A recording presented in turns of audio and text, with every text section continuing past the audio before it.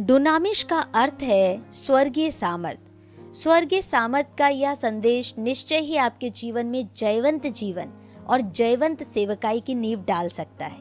और हमारे प्रभु यीशु मसीह के मुख से निकली हुई यह महान प्रसिद्ध प्रतिज्ञा कदापि व्यर्थ न जाएगी कि जब पवित्र आत्मा तुम पर आएगा तब तुम सामर्थ डुनामिश पाओगे और यरूशलेम, सारे यहूदिया और सामरिया में, यहाँ तक कि पृथ्वी के छोर तक तुम मेरे गवाह होगे। परमेश्वर की यह स्वर्गीय सामर्थ प्रत्येक विश्वासी के जीवन से जो आत्मा से परिपूर्ण है प्रकट होना चाहिए। आपके जीवन का मुख्य उद्देश्य और आपके हृदय की लालसा यही होना चाहिए कि स्वर्गीय सामर्थ आपके जीवन से प्रकट हो। हमारे प्रभु यीशु मसीह ने अपनी संपूर्ण सेवकाई पवित्र आत्मा की सामर्थ द्वारा की। प्रेरित पतरस यीशु मसीह की सेवकाई का वर्णन बड़े संक्षिप्त शब्दों में प्रस्तुत करते हुए लिखता है, तुम यीशु नासरी को जानते हो कि परमेश्वर ने उसे किस प्रकार पवित्र आत्मा और सामर्थ से अभिषेक किया और वह किस प्रकार भलाई करता और उन सब को जो दुष्ट आत्मा द्वारा सताए हुए थे चंगा करता फिरा, क्योंकि परमेश्वर उसके साथ था। प्रेरितों 10:38 में आत्मा से परिपूर्ण मनुष्य छोटी छोटी सी बातों को लेकर बार बार परमेश्वर के पास नहीं दौड़ता है, वह तो हर समय परमेश्वर को अपने साथ लिए फिरता है। आत्मा से परिपूर्ण जीवन परमेश्वर से परिपूर्ण जीवन होता है। उस जीवन में परमेश्वर निवास करता है। सर्वशक्तिमान परमेश्वर अपने उन सब संत गणों के साथ रहता था जिनका वर्णन बाइबल में पाया जाता है। परमेश्वर की उपस्थिति के कारण वे संत लोग साहसिक कार्य करने वाले और सामर्थी शूरवीर बने। परमेश्वर यूसुफ के संग था, इसलिए वह सफल और समृद्ध बना। परमेश्वर दाऊद के संग था और दाऊद बढ़ता ही चला गया। परमेश्वर सुलेमान के साथ था और वह ऐसा बुद्धिमान राजा बना कि उसके समान बुद्धिमान कभी कोई नहीं हुआ। इसी प्रकार परमेश्वर नासरत के यीशु के साथ था। क्योंकि परमेश्वर यीशु के साथ था, इसलिए उसने केवल मनुष्यों की भलाई ही की और दुष्टात्माओं के द्वारा सताए हुओं को चंगाई दी। आज वही परमेश्वर आपके साथ भी है। परमेश्वर उन लोगों के माध्यम से अपना सामर्थ्य दिखाता है जिन्होंने आत्मा का बपतिस्मा पाया है। यदि आप यीशु से पूछें, हे यीशु, आपकी सामर्थ्य का रहस्य क्या है? मैं भी आपके समान आश्चर्य कर्म करना चाहता हूँ, तो यीशु का तत्काल यही जवाब होगा, मेरे पृथ्वी के जीवन में मेरे पिता जिस तरह मेरे साथ था वह आज तुम्हारे साथ भी है। जिस तरह उसने मुझे पवित्र आत्मा और अपनी सामर्थ्य से अभिषेक किया था, उसने तुम्हें भी अभिषिक्त किया है। तुम्हारे और मेरे बीच में फर्क केवल इतना ही है कि मैं उसकी सामर्थ्य का प्रयोग अद्भुत कामों के लिए करता हूँ, परंतु तुम ऐसा नहीं करते। तुम लोग तो अद्भुत कार्य करने की कोशिश भी नहीं करते। संभवतः उसका यह जवाब आंसुओं से भरा हो सकता है। जी हाँ प्रिय भाई बहनों, यीशु सच में आपका बड़ा भाई है। आप लोग उसके छोटे भाई बहन हैं। आप उसके अभिषेक और सामर्थ्य के सह उत्तराधिकारी हैं। इस संसार में हम देखते हैं कि भाई बहन आपस में परिवार का उत्तराधिकार पाने के लिए झगड़ते हैं, लेकिन आपका बड़ा भाई बिल्कुल अलग किस्म का है। उसे केवल इस बात का दुख है कि आप उसकी सामर्थ्य में बराबर के हिस्सेदार होने पर भी सामर्थ्य पाने का दावा क्यों नहीं करते, जो कि आपका वैधानिक अधिकार है। पवित्र आत्मा और सामर्थ्य से अभिषिक्त होने के बाद आपके उद्धारकर्ता ने न केवल लोगों की भलाई ही की, पर साथ ही वह उन सब को जो दुष्ट आत्मा द्वारा सताए हुए थे चंगा करता फिरा था। दुष्ट आत्माओं को सताने की शक्ति प्राप्त है और लोग इस क्रूर शक्ति के पंजों में फंस जाते थे। लोगों को अपने चंगुल में फंसाकर ये दुष्ट आत्माएं मिलकर शक्ति समारोह मनाती हैं। जैसे हम अपना सामर्थ्य समारोह कैंप मनाते हैं, लेकिन आप घबराएं नहीं, क्योंकि आपके पास तो वह सर्वोच्च सामर्थ्य है जो सर्वोच्च परमेश्वर की सामर्थ्य है। आपके शत्रु के पास तो सीमित सामर्थ्य है जो एक स्वर्गदूत की सामर्थ्य है। उसकी सामर्थ्य लूसीफर की सामर्थ्य है। हालांकि लूसीफर तीसरे स्वर्ग से नीचे फेंक दिया गया था, तो भी शक्ति पूरी तरह समाप्त नहीं हुई थी। परमेश्वर ने तुरंत उसकी स्वर्गदूतीय सामर्थ नहीं छीनी थी। परमेश्वर की युक्ति यह थी कि वह अपने इकलौते पुत्र के सामर्थ्य द्वारा, जिसको वह संसार में भेजने वाला था, शैतान की शक्ति को पूरी तरह शून्य बना डाले। यही कारण है कि उसने अपने पुत्र का अपनी आत्मा और सामर्थ से अभिषेक किया। यीशु केवल पवित्र आत्मा और सामर्थ के अपने अभिषेक द्वारा ही शैतान की शक्ति को कुचल सका। हालेलुया। कौन है जो इस बात से इनकार कर सकता है कि यीशु केवल तभी दुष्ट आत्माओं को निकाल सका जब उसने पवित्र आत्मा का बपतिस्मा ले लिया। हालांकि इस अनुभव से पहले यीशु यहूदियों के आराधनालयों में उपदेश देते और सुसमाचार का प्रचार किया करते थे, लेकिन दुष्ट आत्माओं को निकालने का कोई जिक्र नहीं पाया जाता है। पवित्र आत्मा द्वारा बपतिस्मा पाने के बाद जब वे आराधनालय में जाते हैं और प्रचार करना आरंभ करते हैं, तो एकाएक दुष्ट आत्मा चिल्लाकर कहने लगती है, हे यीशु नासरी, हमें तुझसे क्या काम? क्या तू हमें नाश करने के लिए आया है? मरकुस 1:24 में और लूका 4:34 में।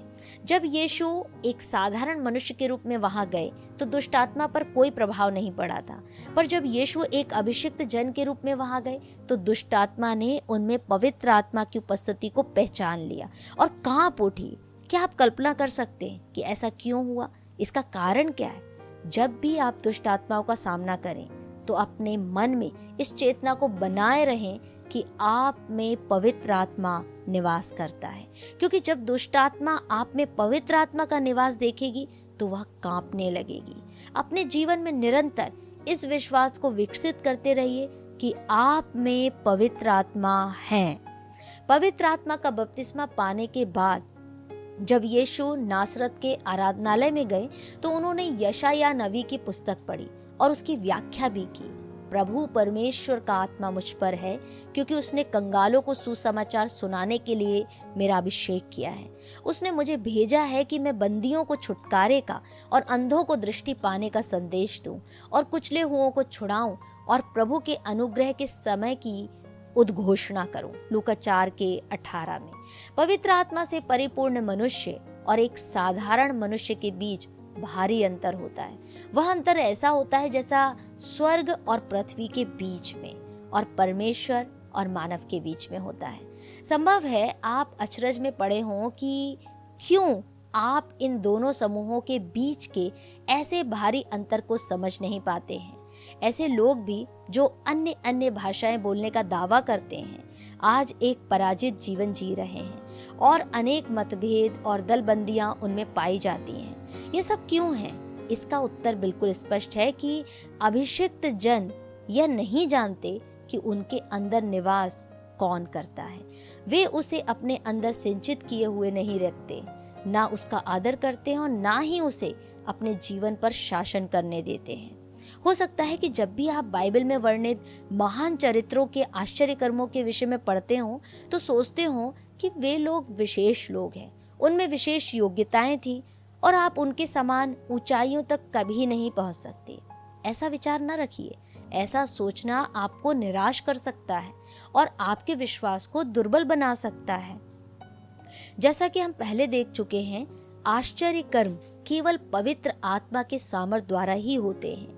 बाइबल के महान अगुओं ने पवित्र आत्मा के सामर्थ द्वारा ही परमेश्वर की महिमा के लिए अद्भुत काम किए थे।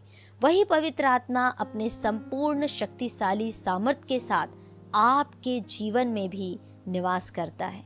जिस दिन आपको इस बात का प्रकाशन मिला कि पवित्र आत्मा आपके अंदर निवास करता है, उसी दिन आप अद्भुत काम करने की स्थिति में प्रवेश कर जाएंगे। मैं फिर दोहराती हूँ, प्रभु यीशु मसीह केवल पवित्र आत्मा की सामर्थ द्वारा ही आश्चर्य कर्म कर सके थे। प्रभु यीशु लाजर को इसलिए मृतकों में से जीवित नहीं कर पाया कि वह परमेश्वर था, पर इसलिए जीवित कर सका क्योंकि वह सिद्ध मनुष्य था जिसमें पवित्र आत्मा थी। मेहरबानी करके अपनी आंखें खोलिए और इस सामर्थी सत्य को समझिए। यीशु ने आश्चर्य कर्म इसलिए नहीं किए कि उन कामों की प्रशंसा की जाए, बल्कि इसलिए किए ताकि वैसे ही काम किए जाए, बल्कि उनसे बड़े बड़े और महान काम किए जाएं। यूहन्ना 14:12 में। परमेश्वर ने यीशु नासरी का पवित्र आत्मा और सामर्थ से अभिषेक किया था। पवित्र आत्मा और उसके सामर्थ को एक दूसरे से अलग नहीं किया जा सकता। जब पवित्र आत्मा आया तो सामर्थ भी आया। आप लोगों की भलाई कर सकते हैं। आप दुष्ट आत्मा द्वारा सताए हुए सब लोगों को चंगा कर सकते हैं। अब उठ खड़े हों और आज ही से यह कार्य आरंभ कर दें। यीशु ख्रिस्त ने अपने आप को शून्य कर दिया और परमेश्वर के स्वरूप में होते हुए भी परमेश्वर के समान होने को अपने अधिकार में रखने की वस्तु न समझा और मनुष्य की समानता में हो गया और एक सिद्ध मनुष्य बना। हालांकि वह समस्त बुद्धि और ज्ञान का स्रोत है, तो भी उसने यह सब कुछ एक किनारे कर दिया और एक मनुष्य के समान बढ़ा। वह बुद्धि, डील डॉल और परमेश्वर और मनुष्य के अनुग्रह में बढ़ता गया। परमेश्वर को बढ़ने की आवश्यकता कभी नहीं हो सकती, केवल मनुष्य को बढ़ने की आवश्यकता होती है। तो फिर बाइबल ऐसा क्यों बताती है कि यीशु बुद्धि, डील डॉल और परमेश्वर और मनुष्य के अनुग्रह में बढ़ता गया? आप भी यीशु के समान बढ़ सकते हैं। आप उसका अनुकरण कर सकते हैं और उसके बराबर या उससे अच्छा बनने का प्रयास कर सकते हैं। आप भी पवित्र आत्मा की सामर्थ्य से शैतान की सारी परीक्षाओं में विजयी हो सकते हैं, जैसा कि वह जंगल में विजयी रहा था। आपके अंदर ज्वालामुखी के समान परमेश्वर की सामर्थ्य अर्थात डुनामिश विद्यमान है। यूनानी भाषा के शब्द डुनामिश से अंग्रेजी शब्द डायनामाइट निकला है। यही विस्फोटक आपके अंदर भी है। आप पवित्र आत्मा रूपी एटम बम अपनी आत्मा में लिए फिरते हैं। इस संपूर्ण संसार में कोई ऐसी शक्ति नहीं जिसकी तुलना इस सामर्थ्य से की जा सके जो आपके अंदर विराजमान है। आपके पास पवित्र आत्मा की विस्फोटक शक्ति है, इसलिए आज ही से इस शक्ति को पहचानिए और इसका उपयोग करना आरंभ कीजिए। यदि आपने अभी तक पवित्र आत्मा का बपतिस्मा नहीं पाया है तो आज ही से इसकी प्राप्ति में, इसकी खोज में लग जाइए। फिर संपूर्ण हृदय से इसे ग्रहण कीजिए।